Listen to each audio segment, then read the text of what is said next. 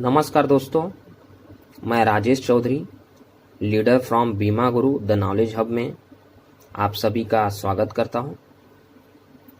दोस्तों, आज मैं आपके सामने इन्फ्लेशन क्या होता है और इन्फ्लेशन को ध्यान में रखते हुए हमें क्या क्या प्रोविज़न करने चाहिए relating to our child education, marriage या खुद के लिए, इसके ऊपर थोड़ा सा बात करेंगे।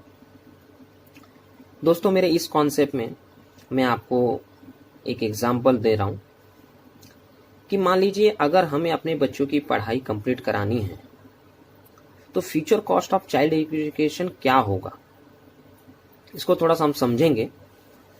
कि मान लीजिए आज अगर हमें बच्चे को HSC में जब जाते हैं तो करीब करीब साल का 3 लाख रुपए खर्चा होता है। दोस्तों, आप इस कॉन्सेप्ट को जो PDF दिया है उसमें भी देख के समझ सकते हैं। तो अगर HSC में दोस्तों आज अगर 3 लाख रुपया लग जाता है तो मान लीजिए जब हमारे चाइल्ड HSC में जाएंगे और मार्केट में 6% का इन्फ्लेशन अगर होगा, जो कि बहुत कम है, तो करीब करीब आज से 15 साल के बाद हमें 7 लाख रुपए के करीब लग सकता है। दोस्तों, अगर हम अपने बच्चे को इंजीनियरिंग में डालना है, इंजीनियर बनाना है, तो आज 15 लाख का खर्चा है। तो आज से 15 साल के बाद अगर 6% इन्फ्लेशन रेट ले तो करीब करीब 35 लाख रुपया लग सकता है।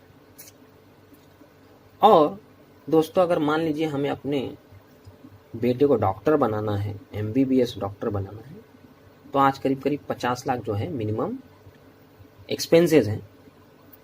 तो 15 साल के बाद अगर मुझे डॉक्टर में डालना है मेरे बच्चे को तो 1 करोड़ भी लग सकता है।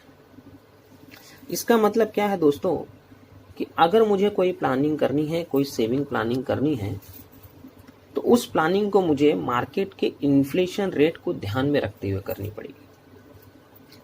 अगर इंजीनियर बनाना है, 15 लाख का आज खर्चा है, तो 15 साल के बाद कितना खर्चा लगेगा, जैसे कि 15 साल के बाद हमें कैलकुलेशन देख रहे हैं कि 35 लाख रुपया लग सकता है, तो मुझे मेरे बच्चे के लिए या मुझे मेरी सेविंग इस हिसाब से करनी पड़ेगी कि 15 साल के बाद मुझे 35 लाख रुपया मिल सके। सेम दोस्तों हम लोग देखते हैं अगर कि future cost of household expenses. House hold expenses मतलब जो हमारे रूटीन डेली के खर्चे होते हैं।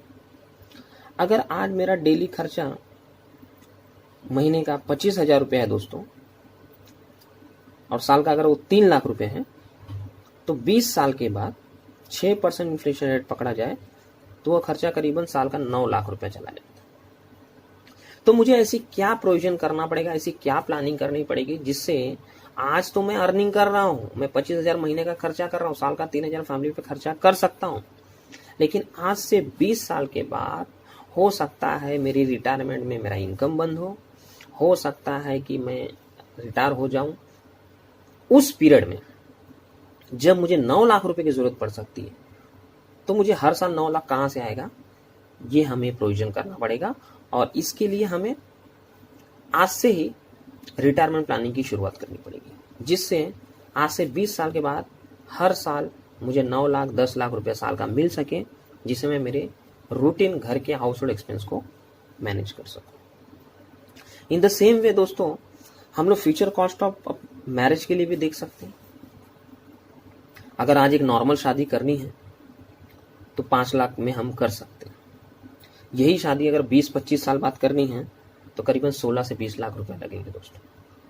तो अगर मैं ये प्लानिंग लेके चलता हूं कि मुझे मेरे डॉटर की शादी करनी है आज से 20 साल बाद, 25 साल बाद, तो मुझे आज का 5 लाख रुपए के हिसाब से सेविंग नहीं करना है दोस्तों। मुझे सेविंग करना है इस वे में ताकि 20 साल 25 साल में मेरे पास कम से कम 20 लाख रुपए आए, जिससे मैं शादी कर सकता हूं। क्योंकि हम इन्फ्लेशन ले रहे हैं, इन्फ्लेशन रेट पकड़ के चलो। अगर 15 लाख शादी करनी है, 15 लाख में खर्चा होता है, अगर मैं एक अच्छी शादी कर रहा हूं, आज 15 लाख में हो जाता है, तो मार्केट का इन्फ्लेशन रेट ये बोलता है कि 20 साल 25 साल के बाद अगर आज के स्टैंडर्ड वाली सदी आप उस पीरियड में करेंगे तो कम से कम आपको 50 लाख लगेंगे। तो मुझे इस तरीके से प्लान लेना है, इस तरीके से कॉन्सेप्ट लेना है, जिससे मुझे 20 साल 25 साल के बाद करीबन 50 लाख रुपए मिल सके। तो फ्रेंड्स, ये इन्फ्लेशन कॉन्सेप्ट आपको जो समझाना था मुझे, जिसमें मैंने future cost of child education की बात की, future cost of household expenses की बात की, and the future cost of your marriage, daughter's marriage की बात की। जब भी हम ऐसा कोई कॉन्सेप्ट अपने क्लाइंट को समझाते हैं तो हमें क्लाइंट को इन्फ्लेशन का कॉन्सेप्ट जरूर बताना चाहिए कि सर आज अगर आपको बेटी को ये बनाना है डॉक्टर तो कितना खर्चा है उस पीरियड में। तो प्लानिंग जो हम देंगे अपने क्लाइंट्स को वो इन्फ्लेशन रेट के हिसाब से देंगे दोस्तों, जिससे फ्यूचर में उसका कॉन्सेप्ट डिस्टर्ब ना हो। तो फ्रेंड्स, इस पर्टिकुलर इन्फ्लेशन को समझने के लिए आप जो पीडीएफ दिया है वो उसको एक बार रिफर कर सकते हैं कि क्या क्या हो सकता है। हो सकता है आप इसको दिखाइए भी आपके क्लाइंट्स को, जिससे वो इजी वे में समझ सकें। ऐसे कुछ और कॉन्सेप्ट के साथ मैं मिलते रहूँगा आपके साथ। आपका अपना राजेश चौधरी, लीडर फ्रॉम बीमा गुरु। धन्यवाद दोस्तों, ऑल द बेस्ट।